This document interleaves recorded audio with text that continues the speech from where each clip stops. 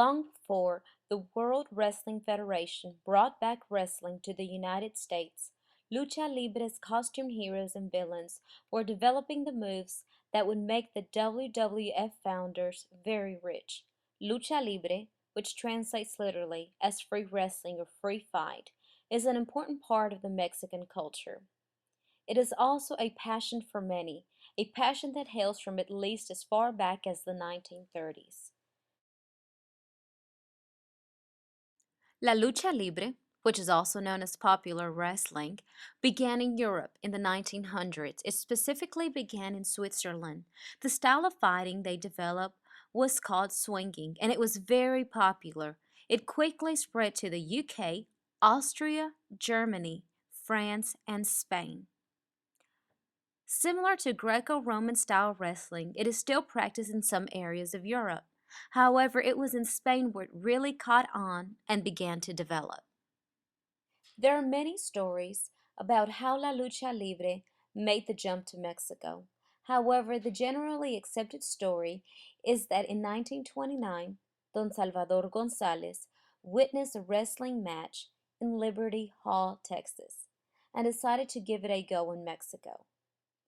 By 1933, he had combined a small number of rich backers together with the proceeds of a large bingo win to start the company, Empresa Mexicana de Lucha Libre. 10 years later, they had built their first arena, Arena Coliseo. Up until the start of the Spanish Civil War in 1936, many wrestlers would tour both in Spain and Mexico. But with the start of the war, Spanish wrestling shut down, and many wrestlers, trainers, and promoters moved to Mexico. This greatly improved both the quality of the game and its management. They brought with them tighter organization and better promotion. Mexican wrestling was set to explode, but it had to wait for a spark to set it off. Rodolfo Guzman Huerta, a native of Hidalgo, Mexico, entered the world of free fight as a teen in the 1930s. He originally wrestled as Rudy Guzman, but then opted to take the tradition of the Mexican masked man, El Luchador, as El Murciélago II, and later as El Hombre Rojo, with somewhat limited success. He spent his first 5 years developing his natural technical skills and in the creation of popular personas. In July of 1942, he debuted as El Santo, the Saint, winning an 8-man battle royal held in Mexico City. By this time, he had become one of the most technically capable men in the ring, and one success led to another. What made him different from other wrestlers at the time was that he expanded the art, adding new move after new move. Many of his moves are now commonplace in modern pro wrestling, but 40 years ago they had never been seen. On top of this, he exhibited a kind of nobility in the ring that inspired and won the hearts of the crowds. In 1958, he starred in his first film, Cerebro del Mal, or Brain of Evil.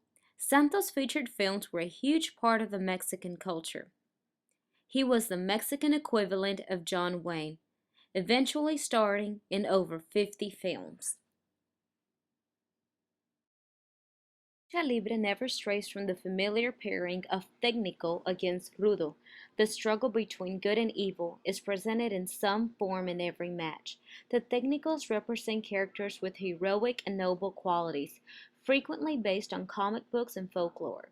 The rule-bending rudos symbolize many of the most negative aspects of life in Mexico, and their characters are designed to evoke the same feelings as their real-life counterparts: the dishonest policemen, the drunks, the gangs, the mobsters, and so on.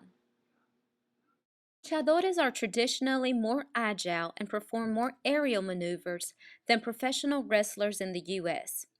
The difference in styles is due to the independent evolution of the sport in Mexico, beginning in the 1930s.